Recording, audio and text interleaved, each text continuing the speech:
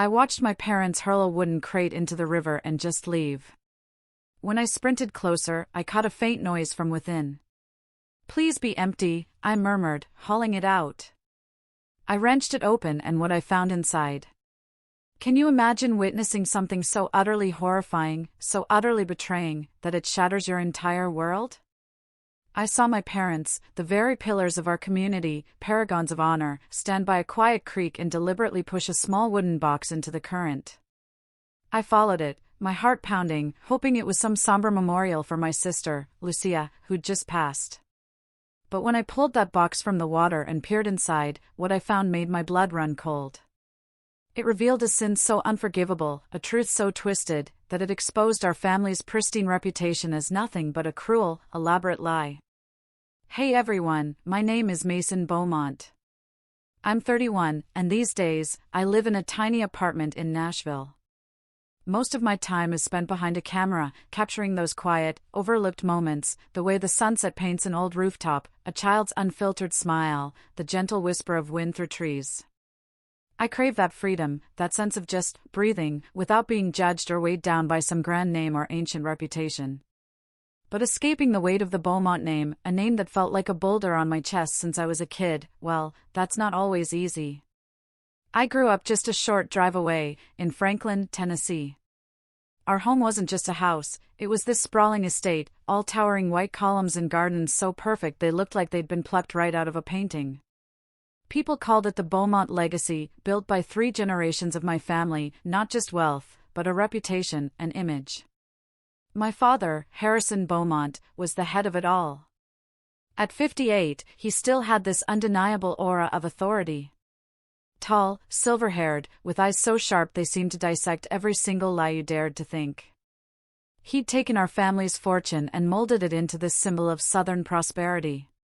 But to me, he was like a king in his own kingdom, where every single detail, from how we dressed, to how we spoke, even how we breathed, was dictated by his iron will. My mother, Beatrice, was different. She was 55, graceful in every gesture, whether she was lifting a glass of wine or offering a delicate smile at some charity gala. She was stunning, truly, like a masterpiece from a classical painting. But I always sensed this quiet fear behind her perfect smile, a fear of being forgotten, of disappointing my father, of letting even a tiny crack show in the flawless facade our family had so painstakingly built. She tried so hard to keep everything in line, to be perfect. But sometimes, just sometimes, I'd catch a fleeting, lost look in her eyes, as if she didn't even know who she was living for anymore. And then there was Lucia, my sister. My 25-year-old sister. She was truly the only light in that cold, imposing house. Her hair was like spun gold, her eyes clear blue, and her smile, it could melt glaciers. My parents had groomed her to be the quintessential Beaumont woman, intelligent, elegant, capable of turning every head in the room. But I knew Lucia, deep down. She didn't want to be a polished statue on display. She loved painting, the wild freedom of a brushstroke on canvas, dreams she only dared to whisper to me late at night when the rest of the house was asleep. Lucia was the only one in that entire family who made me feel a flicker of real warmth, a trace of genuine love amidst all the rigid formality. The Beaumonts were the absolute elite of Franklin.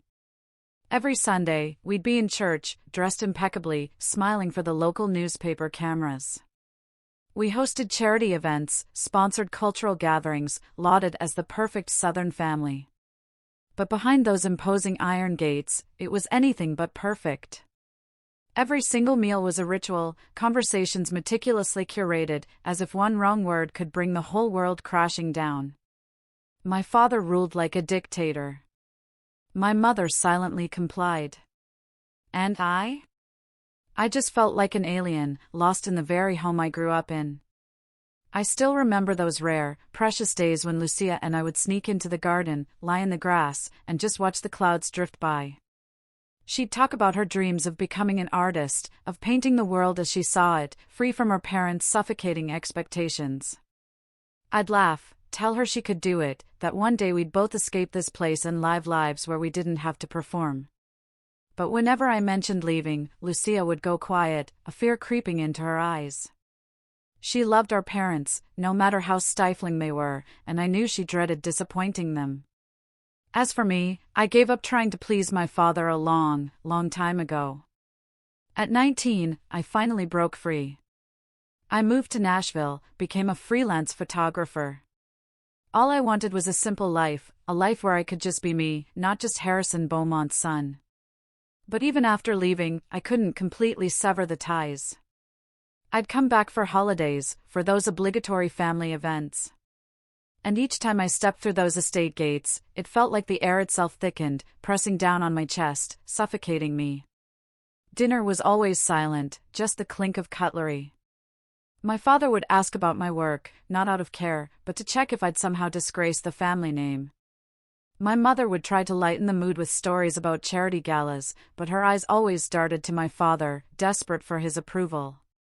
Lucia, in rare moments, would sneak me a small, knowing smile, a silent message that she was still there, still my sister. Everything in our family seemed calm, like the glassy surface of a Tennessee lake under a hot sun. But I knew, deep down, that unseen undercurrents were silently stirring. Some nights, alone in my Nashville apartment, I'd think of Lucia, my mother, my father, and wonder how long that perfect Beaumont facade could hide its cracks. I felt the suffocation building, like a storm brewing, and I feared that when it finally hit, none of us would emerge unscathed. The first cracks, though, they showed at a community event in Franklin. It was this annual affair where the Beaumonts were always the center of attention. A crisp autumn day, the sky a vivid blue, the air smelling of dry leaves, the faint, sweet sound of violins drifting from an outdoor stage. I was on the edge of the public garden, my camera slung around my neck, quietly observing the crowd. My father, of course, was shaking hands with politicians. My mother, all grace, chatted with the town's elite. And Lucia. Lucia looked absolutely radiant in a pale green dress, moving through the crowd. Like a gentle breeze. But that day, I saw something new in her eyes. A spark. Not the polished, cultivated glow of years of etiquette lessons, but a genuine light, like she was guarding a secret. I didn't think much of it then. Not until I saw her pause near a secluded corner. There, a young man stood. Simple white shirt, sleeves rolled up, brown hair slightly tousled, a smile as bright as sunlight. Eli Turner. A mechanic from a small garage on the edge of town. I'd met him a few times, a hard-working, down-to-earth guy, easy to talk to. Lucia and Eli started talking, polite small talk at first, but their eyes lingered on each other just a little too long. From a distance, I felt a shift in the air, like an invisible thread had just been pulled taut between them. Their relationship blossomed quietly, like wildflowers pushing through cracks in stone. Lucia started to slip away from our family's endless, tedious gatherings, inventing excuses to go out. And I knew she was meeting Eli. They dated in secret, usually in places no one would notice, a quiet cafe on the outskirts, a secluded park bench at sunset. I even caught them once, driving past a riverside road. Lucia was there, sitting on a wooden bench, Eli beside her, both laughing, their hands tightly clasped. I stopped my car and watched from afar, a warmth spreading through my heart. Lucia looked genuinely happy, like she'd found a missing piece of herself. But that happiness felt as fragile as a petal in the wind. It wasn't long before rumors started. Franklin was a small town, you see, secrets had a way of seeping through walls. A friend of my mother saw Lucia and Eli at the farmer's market. Whispers at a charity gala. Those murmurs, they quickly reached my father's ears. And when Harrison Beaumont heard something that displeased him, the world, for us, seemed to stop. I still remember that dinner. The air in the dining room was thick, heavy as lead. My father sat at the head of the table, his eyes glacial, his lips a tight, thin line. My mother tried to keep her composure, but her hand visibly trembled as she poured water.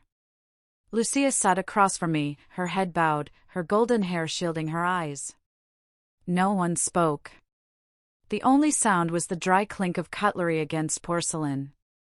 Then, my father's voice cut through the silence, low and sharp as a blade. "Lucia, where were you this afternoon? She looked up, trying to force a smile, but I saw her lips quiver. I was just taking a walk, Father. A walk? He raised an eyebrow, his gaze drilling into her. With a mechanic? The room froze. My mother stopped breathing, her hand clutching her napkin. My heart pounded.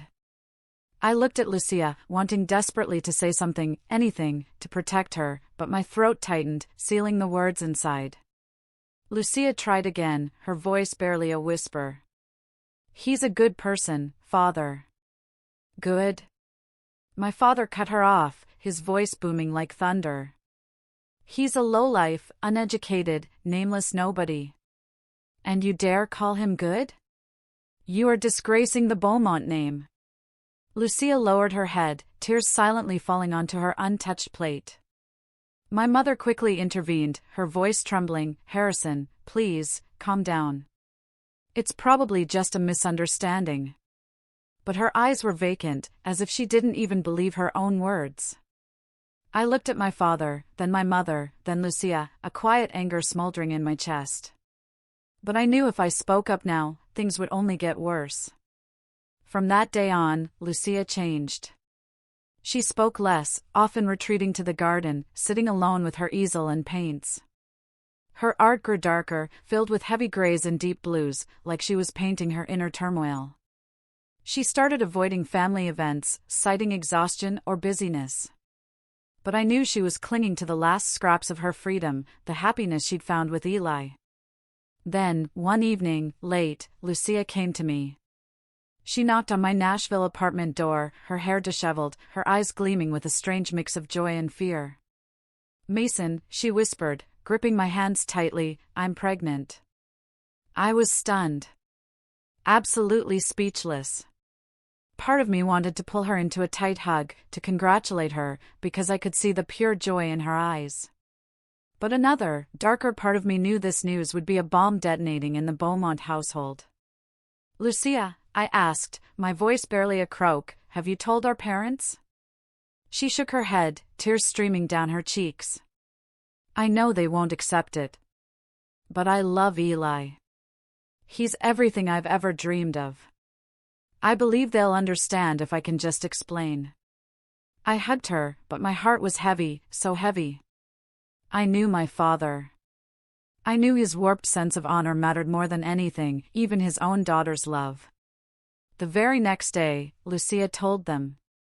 And just as I expected, my father exploded. He called Eli a gold digger, called Lucia a traitor to the Beaumont blood. He forbade her from leaving the house, cut off all contact with the outside world, effectively turning her into a prisoner in her own home. My mother, who had always stayed silent, grew visibly more haggard with each passing day, as if every one of my father's cruel words was a knife carving into her heart. I tried to speak up, to convince my father that Lucia had the right to love who she chose, that honor wasn't everything. But he looked at me like I was a stranger, his eyes filled with contempt. Mason, he said, his voice cold as ice, if you say one more word, you're a traitor to this bloodline, too. I felt utterly powerless. But I couldn't just stand by and watch Lucia be caged. I met her in secret at night, whispering through her locked bedroom door, promising I'd find a way to help her escape. But before I could act, Lucia took matters into her own hands. One night, when the house was asleep, she ran away with Eli. She left a small note on my desk, simple and brief, Mason, thank you. I'll be okay.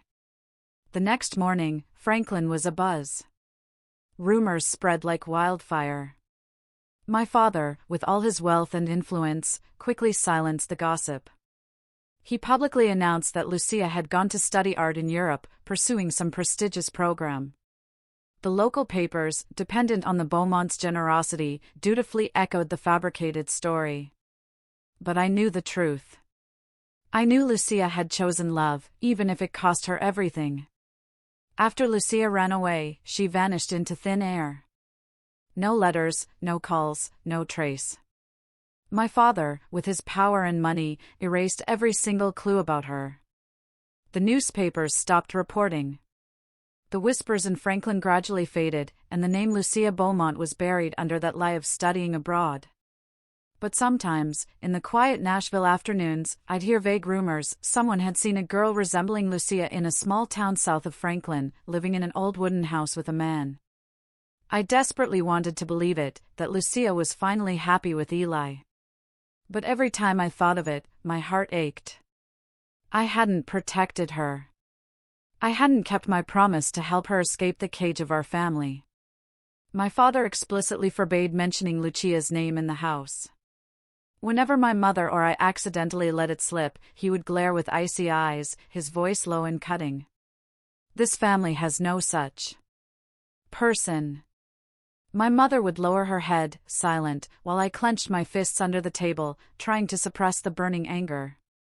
Dinners became a lifeless ritual, where we sat together but felt like shadows, unable to meet each other's eyes. My mother grew thinner, her eyes red and swollen, but she never spoke. I knew she carried a heavy burden of guilt, but she chose silence, as she had her whole life, to preserve that perfect Beaumont image. Months passed, and Lucia's name was slowly, painfully, forgotten in that sprawling estate. I returned to Nashville, resumed my photography. But every time I picked up my camera, I saw Lucia's face in my mind, her radiant smile, her dreamy eyes. I wondered where she was, if she was happy, if the child in her womb had been born into love. But there were no answers. Only long nights spent by my window, watching the city lights, and silently praying for my sister. Then, one morning, everything changed. I was in my apartment, brewing coffee, when the phone rang. It was my mother's trembling voice. "Mason, come home now. Something important has happened." I asked what was wrong, but she only repeated, "Come now, Mason, please." My heart raced, a chilling dread surging through me like a wave. I jumped in my car, drove frantically towards Franklin, utterly unsure of the nightmare I was about to face. When I stepped into the estate, the air was heavy as lead, suffocating. My father sat in the living room, gripping a white envelope with the seal of Colton County Hospital. My mother stood behind him, face pale, hands clasped tightly. Martha, our housekeeper, was in the corner, her eyes red and teary. I looked at my father, waiting, but he just pushed the envelope towards me, his voice a deathly low whisper. "Read it." My hands trembled as I opened it. The words on the paper danced before my eyes, then solidified into horror. The hospital reported that a patient named Lucia Beaumont had died after giving birth due to obstetric complications. She passed away just hours after delivery, with no family or husband by her side. The newborn was still alive, temporarily under the hospital's care. No one had come to claim the child. I read it again. And again. As if reading it long enough would somehow change the words, turn it into a different story. But no. It was real. Lucia, my sister, was dead. Alone. With no one by her side. I collapsed into a chair, feeling my entire world crumble around me. My voice was a hoarse whisper. When did this happen? My father looked at me, his eyes empty. The letter arrived 2 days ago. 2 days.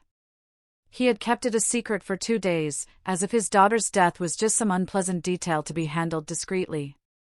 My mother burst into fresh tears, but she wouldn't look at me. I wanted to scream, to smash everything, but I just sat there, numb. The image of Lucia's radiant smile now cut into my heart like a knife. Lucia's funeral was held soon after, meticulously arranged by my father, discreet, elegant, within the estate's grounds. Only a few close relatives were invited.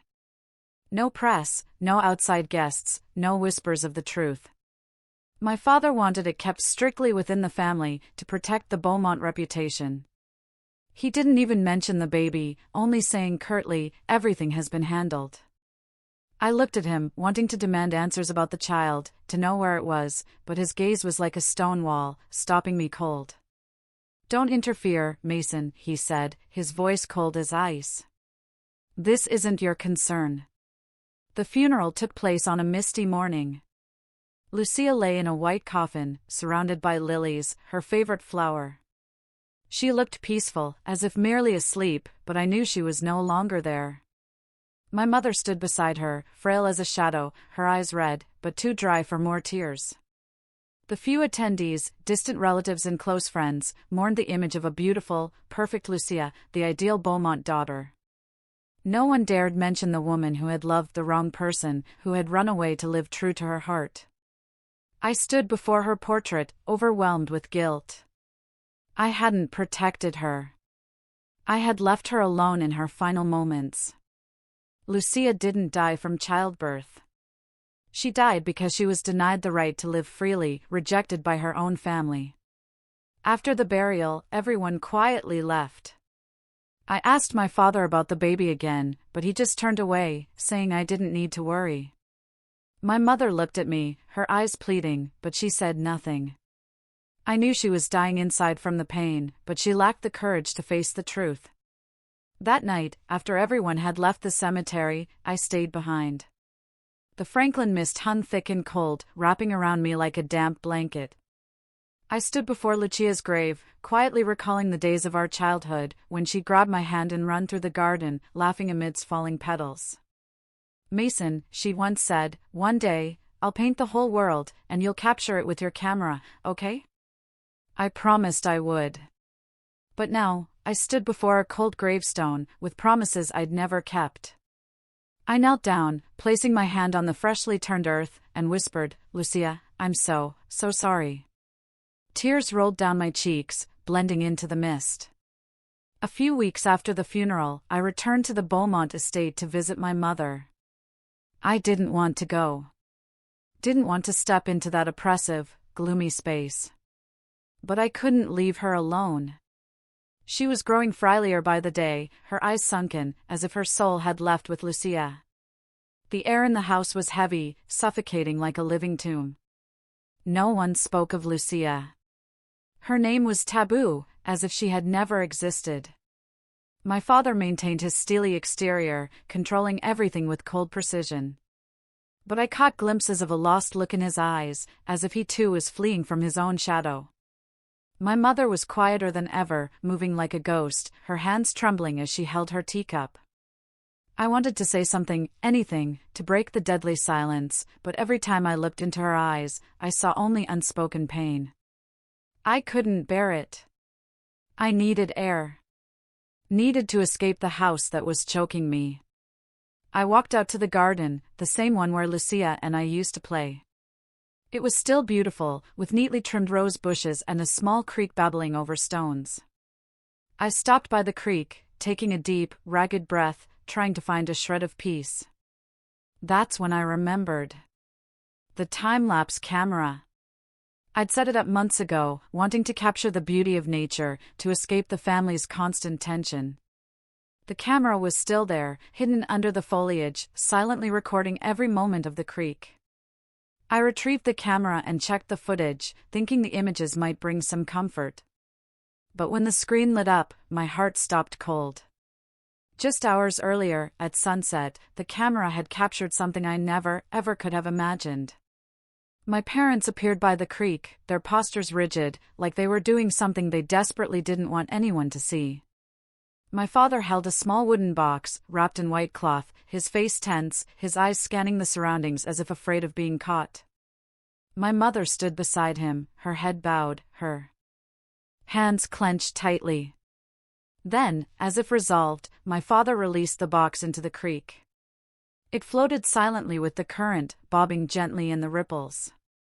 My parents turned and walked away, as if nothing had happened. I stood frozen, gripping the camera, my heart pounding so hard I thought it would burst. What was that box? Why had my parents done this? A chilling sense of dread surged through me like a cold wave. I couldn't make sense of it, but I knew, with every fiber of my being, that something was terribly, fundamentally wrong. Without thinking, I ran along the creek, my eyes fixed on the water, searching for that box. The creek wound through the garden, weaving between tree roots and stones. I ran for nearly a mile, my breath ragged, my feet slipping on the damp earth, but I didn't stop. Then, among the tangled roots along the bank, I saw it. The small wooden box, caught, swaying gently in the water. I rushed forward, the icy water soaking my shoes, but I didn't care. I lifted the box, my hands trembling. It was heavier than I expected. And as I touched it, I felt a fragile sense of life within. My heart raced, threatening to burst. I set the box on the bank, ripped open the lid, and the world seemed to stop. Inside, wrapped in a white cotton cloth, was a newborn baby. Its lips were bluish, its eyes closed, but its tiny chest rose and fell faintly. It was alive. I was stunned, utterly unable to believe my eyes. This baby, I was certain, was Lucia's child. The grandchild my father had said was handled. My heart tore apart, ripped wide open. My parents. The people who raised me, who taught me about honor and family, had done this. They had set a baby adrift in the creek, left it to die. The honor of the Beaumont family, which my father placed above all else, had twisted him into someone I no longer recognized, someone utterly monstrous. I clutched the baby to my chest, pulling my jacket around it to keep it warm. Hot tears streamed down my face as I ran towards the main road. The sound of the creek behind me felt like an accusation, echoing in my mind. I didn't know what to do, only that I had to save this child, to protect it from the world that had taken its mother. I ran, my heart pounding erratically, my breath coming in gasps, but I didn't stop. I couldn't stop. In that moment, I understood that the honor of the Beaumont family wasn't just a facade. It was a monster, ready to devour even humanity itself. My parents, for the sake of their so-called reputation, had chosen to abandon their own flesh and blood. I couldn't forgive them. Couldn't even begin to comprehend it. But I knew one thing, I wouldn't let this baby suffer the same fate as its mother. That night, I left the estate with the child. I drove away from Franklin, holding it close, feeling its faint breath against my chest. I didn't know what the future held. Didn't know how I'd ever face my parents again. But I knew this was the start of a new chapter. One woven with love, guilt, and a desperate hope for redemption in the shadows. I looked down at the baby, its eyes fluttering open, and whispered, "Lucia, I won't let your child suffer. I promise." I didn't return to Nashville right away. I knew that if my parents discovered the baby, they would do everything in their power to cover up the truth, to preserve that perfect Beaumont facade. Instead, I drove to a small town over an hour from Franklin, far enough that no one would recognize me. The night was bitterly cold, the sky full of stars, but all I could see were the bluish lips of the tiny infant in my arms. I sought out a private clinic on the outskirts, its flickering neon sign a final, fragile flame of hope. I knocked, almost pounded, on the door until a nurse opened it, her eyes widening at the sight of me clutching a newborn, my jacket soaked from the creek. "Help me," I whispered, my voice raw. "The baby, it needs to be saved." The nurse didn't ask many questions, quickly ushering me into the emergency room. The hours that followed passed like a slow-motion nightmare. I sat in the hallway, my hands still trembling, the sharp smell of antiseptic thick in the air. The doctor, a middle-aged man with calm, weary eyes, worked tirelessly. I didn't dare take my eyes off the door to the intensive care unit, as if blinking might make the child disappear. After what felt like an eternity, the doctor emerged, wiping sweat from his brow. "He's stable," he said, "but the boy is very weak. If you'd arrived a few hours later, he might not have made it." A boy. Lucia's son. I nodded, feeling as if a colossal boulder had been lifted from my chest. I was led to a room where the boy lay in an incubator, tiny and fragile, but undeniably alive. I placed my hand on the glass, tears streaming down my face. "Thank you, Lucia," I whispered. "You were strong until the very end." I named him Lucian, a name meaning light in Latin. It was my silent prayer that his life would rise above the darkness he was born into, above the world that had taken his mother. I couldn't let Lucian grow up in the deceit of the Beaumont family. Couldn't let him be bound by that so-called honor that had destroyed Lucia. I knew I had to protect him, no matter the cost. I returned to Nashville, but not to my old apartment. I found a new, small place in a quiet corner of the city where no one knew who I was. I filed papers to adopt Lucian as a single foster father, using the address of my photography studio to avoid any ties back to Franklin. I didn't tell my parents, or anyone else. I severed every thread that could possibly lead them to Lucian. Each day, I cared for him, changing diapers, preparing bottles, staying up through sleepless nights when he cried. My life now revolved entirely around Lucian. It was simple, yes, but profoundly meaningful. I was no longer Mason Beaumont, heir to a prestigious lineage. I was just Mason, the father of a boy who needed love. Every time I looked at Lucian's face, I saw Lucia. He had her clear blue eyes, the same innocent smile she'd had as a child, and the serene peace she had never been allowed to experience. Sometimes, when he slept, I'd sit beside him, watching, and it felt like Lucia was still right there, smiling at me. But then the memory of the creak of the wooden box would yank me back to reality. I couldn't forgive my parents. Couldn't fathom how they could do it, abandon their own flesh and blood just to protect an empty reputation. In those long nights, with Lucian sleeping soundly, I sat at the kitchen table, writing everything down. I recorded every detail, from the day I received Lucia's death notice to the moment I opened that wooden box by the creek. Those pages were like an indictment, a painful record of the Beaumont family's sins. I tucked them into a locked drawer, not for revenge, but to remind myself that I had to do right by Lucian. Under the dim light of my apartment, I vowed to raise him as my own, to give him a life of freedom, unbound by honor or bloodline. Lucian would not live in the cage Lucia had tried so desperately to escape in Franklin. My parents carried on as if nothing had happened. They truly believed the baby, their grandchild, had been handled. They attended charity galas, smiled for cameras, upheld that flawless image of the Beaumonts. I didn't know if they ever thought of Lucia, if they ever felt a flicker of guilt for what they'd done. All I knew was that every time I looked at Lucian, I saw a part of Lucia living on, and I would do anything, to protect that light. Over the years, I gradually cut contact with my family. I still returned to Franklin for holidays, but only to check on my mother, to make sure she was okay. Our visits were brief, awkward. My father still asked about my work, but never, ever about my life.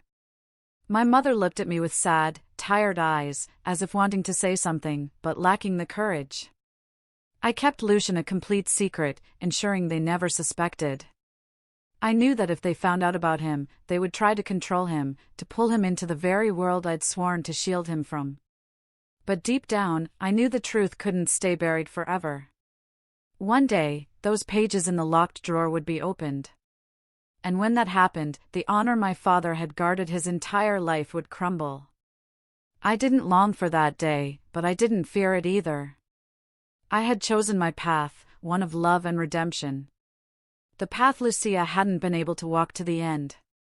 8 years quietly passed since that night I left the Beaumont estate, Lucian cradled in my arms.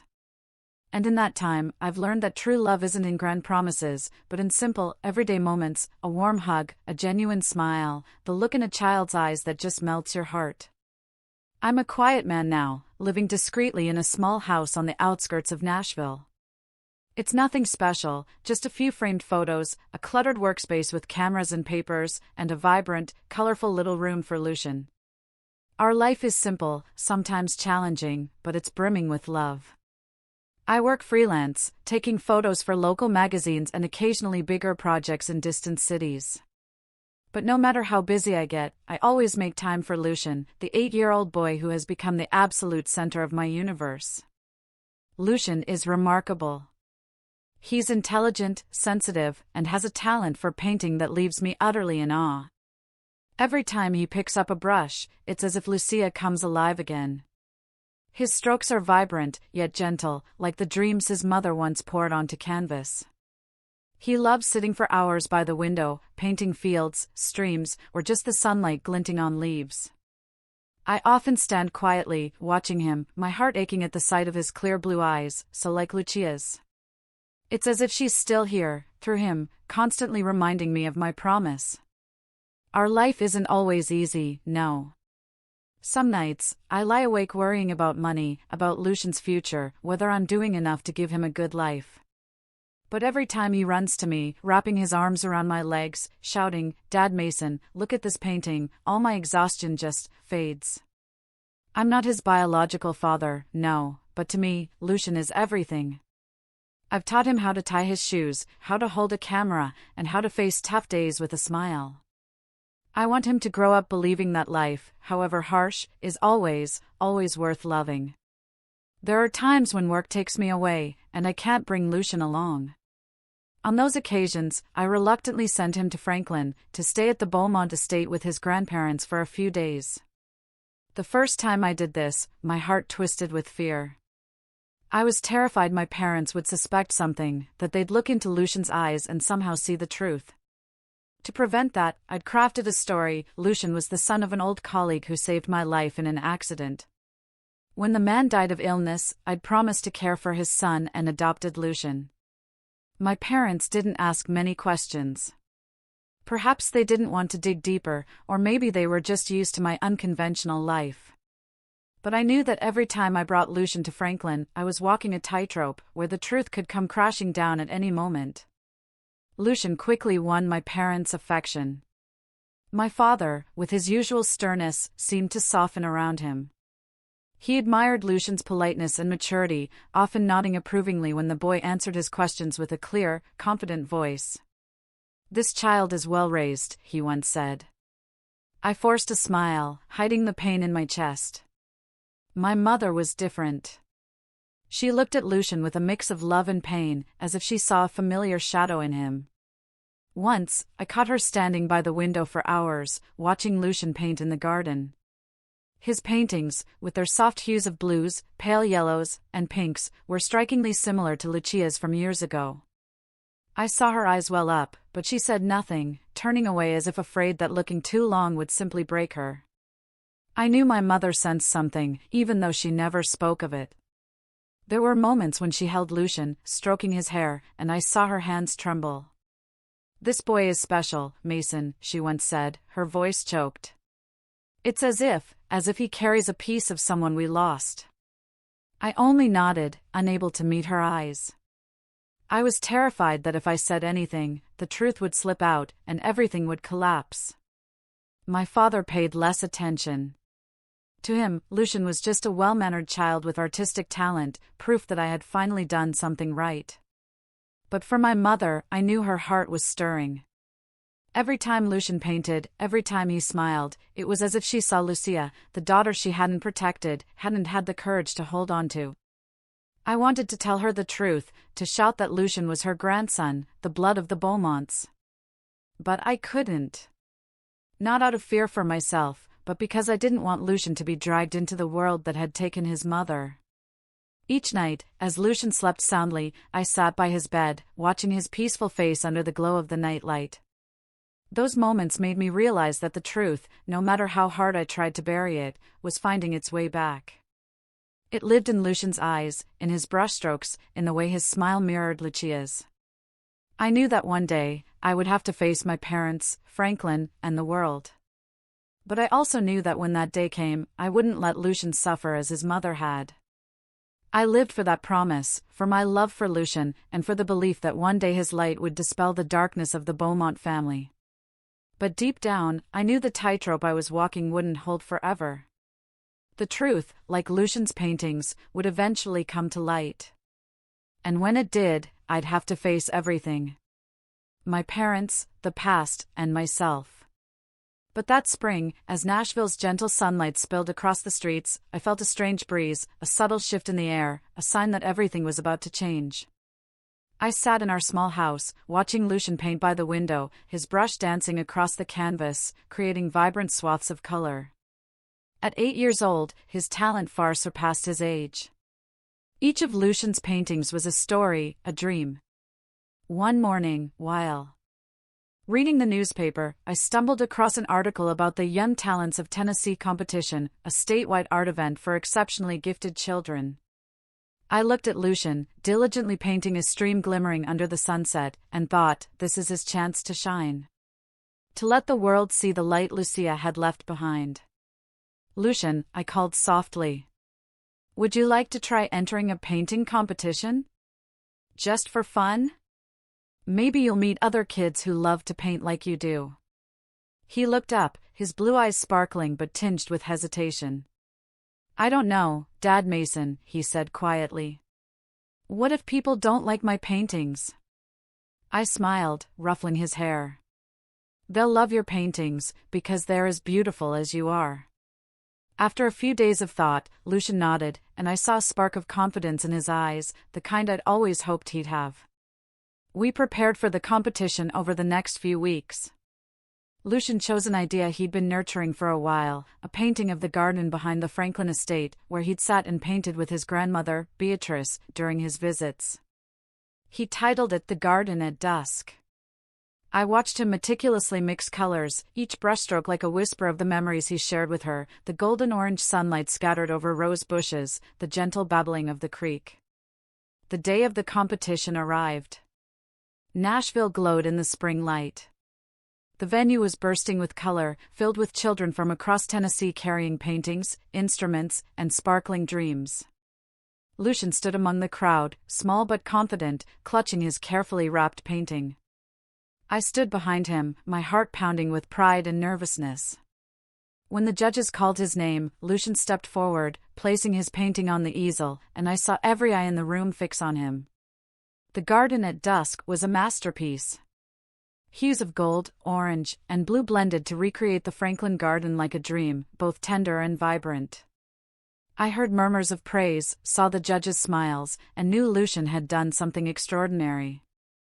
The results were announced at the end of the day. When the host declared, first place goes to Lucian for his work, The Garden at Dusk. The room erupted in applause. Lucian stood there, cheeks flushed, his smile as bright as the sun. He ran to me, whispering, Dad Mason, I did it. I hugged him tightly, tears falling silently. It wasn't just Lucian's victory. It was Lucia's. Her light still shining through her sun. Lucian's painting not only won first place but also earned him a prestigious scholarship from the Tennessee Young Artists Association. Local newspapers quickly picked up the story, calling him the talented young artist from Franklin. Images of Lucian standing beside his painting, with his innocent smile and bright eyes, appeared in papers and online. Franklin buzzed, Nashville buzzed. And while I was proud, a quiet unease began to grow. That spotlight, though beautiful, was drawing Lucian closer to the world I'd tried desperately to keep him from. My parents came across the article one morning in Franklin. I wasn't there, but I could imagine the moment. My father sitting at the dining table, holding the newspaper, his eyes lighting up at Lucian's name. My mother, perhaps pouring tea, pausing, her hand trembling as she saw the boy's photo. They called me soon after, my father's voice brimming with a rare excitement. Mason, your boy has done something big. Our adopted grandson. Who would have thought? My mother said less, but I could hear the emotion in her voice. Lucian, he's truly special, Mason. Like a gift. They began boasting about their adopted grandson everywhere. At social gatherings, my father introduced Lucian as Franklin's young hope, his voice full of pride as he spoke of the boy's award. This boy has a rare artistic blood, he said, unaware of how heartbreakingly close his words were to the truth. My mother smiled, but I knew her heart was a sea of emotions, pride, yes, but also guilt, and a vague pain she couldn't quite name. She often told me about Lucian's visits to Franklin, how he sat painting in the garden, how his artwork reminded her so much of Lucia.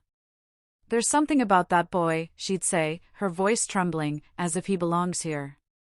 I watched from a distance, both joyful and weary. I was happy that Lucian was loved and recognized, but I feared that this spotlight would start to crack the secret I'd kept for 8 years. Every time my parents mentioned Lucian, every time they bragged about him, I felt the fragile tightrope I was walking tremble. The truth about Lucian, that he wasn't the adopted son of a colleague, but their grandson, Lucia's son, was closer than ever to surfacing. I looked at Lucian, the boy with the radiant smile, and wondered if I could truly protect him from the storm that was coming, or if he himself would be the one to bring it all to light. I decided then. I had to go back to Franklin, and I had to bring Lucian with me. It was a beautiful spring afternoon, soft golden sunlight stretching across the familiar roads. Lucian sat in the back seat, clutching a small sketchpad, softly singing a lullaby I used to sing to him. I glanced at him in the rearview mirror, my heart aching at his smile, so profoundly like Lucia's. I knew today would be the day everything changed. The day I'd face my parents, the past, and myself. In my coat pocket, I carried an old envelope containing copies of the hospital records and Lucian's birth certificate, papers I'd kept hidden for 8 long years. They felt heavy as lead, as if carrying the entire weight of the Beaumont family's sins. When we stepped into the estate, the air was as somber as ever. My father sat in the living room, reading a newspaper, his eyes as sharp and cold as always. My mother stood by the window, holding a teacup, her gaze distant, lost in some far-off place. Lucian, carefree and joyful, ran to her, calling out, "Grandma Beatrice! Grandpa Harrison!" I saw her smile, but it was laced with pain. My father looked up, nodding at me, his voice low. "Mason, you're back. And our talented boy, too." He glanced at Lucian, a flicker of pride in his eyes. But I knew he still saw him only as an adopted grandson, part of the story I'd fabricated to hide the truth. I smiled at Lucian to reassure him, then said gently, "Lucian, why don't you go play in the garden for a bit? I need to talk to Grandpa and Grandma." He nodded, still blissfully unaware, and ran out to the front garden with his sketchpad, where the spring sunlight danced over the rose bushes. I waited until the door closed, until Lucian's footsteps faded into the distant sound of the babbling creek, before turning back to my parents. I took a deep breath and placed the envelope on the coffee table in front of my father. "Dad, Mom," I said, my voice calm but firm, "I have something important to tell you." My father frowned, slowly setting the newspaper down. My mother turned, her teacup trembling in her hand. "Lucian isn't the adopted son of a colleague," I said slowly, as if afraid I'd lose my courage if I spoke too quickly. "He's Lucia's son. Your grandson." The room fell silent. Utterly silent, as if the air itself had stopped breathing. The ticking of the wall clock marked the slow seconds, counting down. The final moments of the honor my parents had so proudly upheld. My father froze, his hand trembling slightly, his eyes locked on the envelope as if unable to believe what was before him. My mother stumbled back a step, her teacup crashing to the floor, shattering into countless pieces. Tears streamed down her cheeks, and I saw memories flooding back into her eyes. "No," she whispered, her voice choked. "It can't be." But as she looked through the glass door towards the garden, I knew she saw the truth. Lucian's blue eyes. His smile, so like Lucia's. The brushstrokes that carried her spirit. All undeniable proof. My father remained silent, his hands gripping the edge of the table as if trying to keep himself from collapsing. I opened the envelope, pulling out the hospital records and birth certificate, and placed them before him. "This is the truth," I said, my voice steady but heavy with years of buried pain. "Lucian is Lucia's son. The child you left in the creek. The child you said was handled. The air grew thick, as if all the oxygen had been sucked out. My father bowed his head, and for the very first time in my life, I saw him speechless. He looked at Lucian, the boy with his daughter's eyes, and I saw the complete collapse in his gaze. Gone was the commanding presence, the cold control. Only a man remained, facing his own unbearable guilt. My mother stepped to the window, trembling, as she placed a hand on the glass, looking at Lucian. "Oh, Lucia," she whispered, as if seeing her daughter through the boy.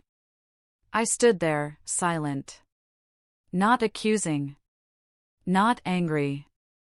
I felt only the immense weight of 8 years lifting, as if I'd given the truth back to Lucia, and finally, to myself. Finally, my father spoke, his voice broken and hoarse. "Mason, I'm sorry. It was the first time I'd ever heard him apologize, and it felt like a knife, both painful and incredibly freeing. He looked at Lucian, tears rolling down his weathered face. I was wrong. So very wrong. The truth was out. The honor my father had guarded with lies had crumbled, leaving only regret and a belated, aching love. I didn't hold a grudge. I only sighed, as if shedding the burden I'd carried for 8 years. In that moment, the Beaumont family stopped speaking of honor for the first time. There were only 3 generations standing together, my parents, me, and Lucian, with tears, and the fragile hope of forgiveness, and the promise of a new beginning. I looked at Lucian, the boy, still blissfully unaware, but smiling. And I knew that no matter how painful the past, we still had a chance to start over, to love each other truly. In the days that followed, the Beaumont estate was cloaked in an unfamiliar silence. My parents, once the centerpiece of Franklin's social scene, all but vanished from public view. Gone were the charity galas, the perfect smiles for cameras, the articles praising the South's model family. My father, Harrison Beaumont, the man who once stood tall like an oak, now seemed aged by decades. He spoke less, often sitting alone in his study, his gaze lost in the garden where Lucia used to paint. My mother, Beatrice, moved like a shadow through the house, her hands perpetually clasped, as if trying to hold on to something slipping away. They were confronting their consciences, the mistakes they had tried to bury, and I knew they were in pain. I returned to Nashville, resuming my life with Lucian. I no longer avoided my parents, but I didn't seek them out either. My focus was squarely on the boy, on mornings taking him to school, afternoons painting with him, and nights singing him to sleep. Our life was simple, sometimes strained, but filled with joy. Lucian grew every day, his smile as bright as the sun, his paintings more beautiful than ever. Each time he picked up a brush, I saw Lucia, as if she lived on through her son's every stroke. All I wanted was to keep Lucian's world peaceful, to ensure he never bore the wounds his mother had carried. But then, one autumn afternoon, with golden leaves carpeting Nashville's streets, everything truly changed again. I had just returned from work when I saw a familiar car parked outside my house, my father's sleek black Lincoln. My heart raced, not out of fear, but because I didn't know why they were here. Lucian was playing in the front yard, wielding a stick as a pretend sword, laughing as he chased a butterfly. My parents stepped out of the car, their movements slow, as if still carrying the weight of a world full of guilt. My father, in a dark suit, looked weary, but he maintained his stern demeanor. My mother, with a silk scarf around her neck, had red-rimmed eyes that lit up when she saw Lucian. "Lucian," she called, her voice trembling. The boy looked up, his smile radiant, and ran to hug her. "Grandma Beatrice!" "Grandpa Harrison," he cheered, blissfully unaware of the storms that had swept through this family. I stood on the porch, watching them, my heart constricting. My parents knelt down, embracing Lucian, and I saw tears stream down my mother's cheeks. My father ruffled the boy's hair, his eyes softer than I'd ever seen, as if he were trying to find a piece of Lucia in his grandson. They didn't say much to me at first. We sat in my small living room, Lucian playing with his paints in the corner, while my parents sat across from me, their hands clasped tightly. "Mason," my father began, his voice surprisingly steady. "We're here for Lucian. We want to be part of his life." My mother nodded, tears falling again. "We were wrong, Mason," she said, her voice choked. "We lost Lucia, and we nearly lost Lucian, too. We're not here to make amends. We just want to love him, truly." I listened in silence. I looked into their eyes, and for the first time, I saw no fear of losing reputation, no cold control. I saw only genuine regret, the raw pain of parents who had lost their daughter and now wanted to reclaim some semblance of family through their grandson. I nodded, saying little. "All right," I said softly. "But everything has to be for Lucian.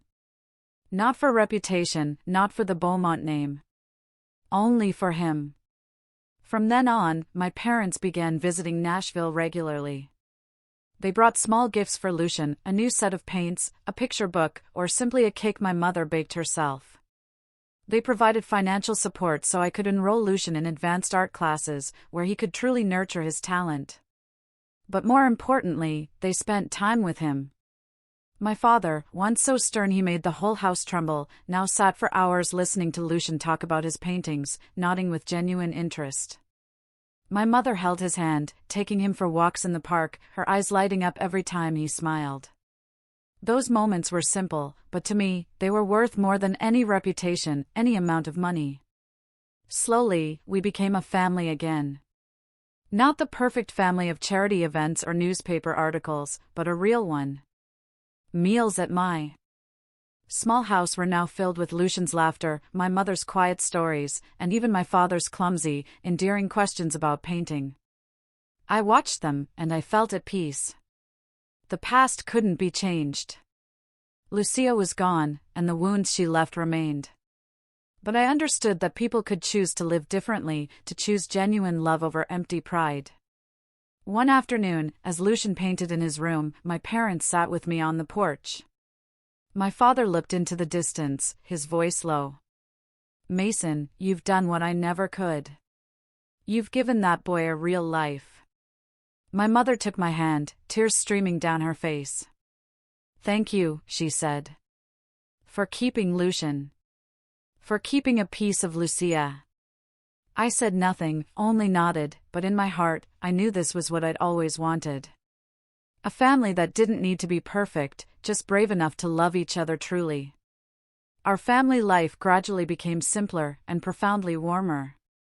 I continued my photography work in Nashville, but now my camera didn't just capture moments of nature or strangers. I photographed Lucian painting, running in the park, laughing brightly with his grandparents. I captured our modest dinners where my father shared stories of his youth, my mother smiled gently, and Lucian chimed in with innocent questions.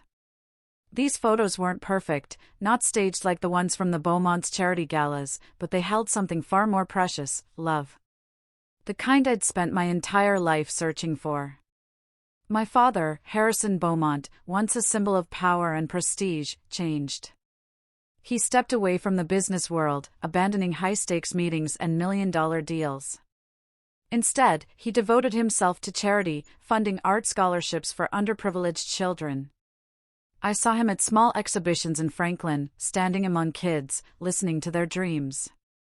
Once, he brought Lucian to one of these events, and I saw him smile as the boy pointed to a painting and said, "Grandpa Harrison, this looks like the one I did at home." My father patted his shoulder, his eyes alight, not with the obsession for honor, but with the genuine warmth of a grandfather finally learning to love. My mother, Beatrice, also found a way to heal.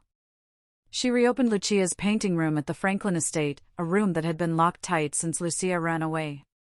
She cleaned it, hung Lucia's old paintings, and lovingly turned it into a creative space for Lucian. Every time he visited Franklin, he'd run straight to that room, sit at the easel, and create vibrant artworks. My mother would stand nearby, silently watching, and I knew she saw Lucia in every brushstroke. "He's so much like your sister," she once told me, her voice trembling. "It's like she never left." I nodded, holding her hand, feeling the peace she'd rediscovered after years of fear and guilt. More than anyone, I understood that forgiveness doesn't mean forgetting. Forgiveness is learning to live with the past, accepting the wounds, and turning them into strength. I didn't forget what my parents had done, the creek, the wooden box, Lucia's pain. But I chose to forgive. Not for them, but for myself, for Lucian, and for the dream of a real family. I even began writing a memoir, chronicling the Beaumont story. From the stifling days under that veneer of honor, to the night I found Lucian, to our long, winding journey of rediscovering each other. I wrote not to accuse, but to tell the truth, to remind myself that love is always worth more than any reputation. The memoir ended with a line I wrote on a long night, as Lucian slept soundly beside me: "No honor is worth sacrificing love. No tradition is nobler than compassion." Years later, when Lucian was older, he found the memoir in an old drawer. He read it, page by page, line by line, and I saw his eyes well up as he came to hug me. "Dad Mason," he said, his voice choked, "thank you for keeping me. For telling me about Mom. I held him tightly, tears streaming down my face. Lucian understood that our family had once been lost, caught in a whirlwind of honor and lies. But he also saw how we found our way back, through forgiveness, through the courage to face our mistakes. He carried that lesson not just in his paintings, but in how he lived, how he loved, and how he faced the world. Our story, for now, ends on a peaceful afternoon in Franklin. Under the ancient oak tree in the garden, I picked up my camera, ready to take a photo. My father sat on a wooden chair, his silver hair glinting in the sunlight, telling Lucian a story from his youth. My mother sat beside him, her hand entwined with his, smiling gently as Lucian interrupted with innocent questions. I raised the camera, and as they looked toward me, I pressed the shutter. The photo captured that moment perfectly, my father, my mother, and Lucian sitting together, their smiles serene, with nothing left to prove, nothing left to hide. Just love, simple and true. Looking at that photo, I knew the Beaumont family had finally found its true path. Not a path of prestige or tradition, but one of genuine compassion. I wanted to leave a message, not just for my family, but for anyone who might be lost in empty values. Honor doesn't lie in bloodlines, but in how we choose to treat those we love. The Beaumonts once thought honor was everything, but we learned it only matters when built on love and sincerity. The truth can hurt, yes, but silence is far, far crueler. I kept Lucian a secret for 8 years, and with each passing day, I realized that the truth, however painful, is the only path to liberation. Forgiveness isn't about erasing mistakes. It's about freeing yourself from resentment. I forgave my parents not because they deserved it, but because I wanted to live a life unbound by the past. Sometimes, a family doesn't need to be perfect, just brave enough to love truly. I looked at Lucian, the boy who had become my light, my parents' light, and the unexpected light of the Beaumont family. Under that oak tree, I knew we'd found what mattered most. Not fame, not tradition, but each other. What an incredible journey, right? It makes you wonder, what would you have done in my shoes? Faced with that kind of family secret, that horrifying choice, how would you have found the strength to redefine what honor truly means? I'd genuinely love to hear your thoughts. Have you ever had to choose between protecting an image and doing what's fundamentally right? Drop a comment below and share your perspective. I really want to know what you think.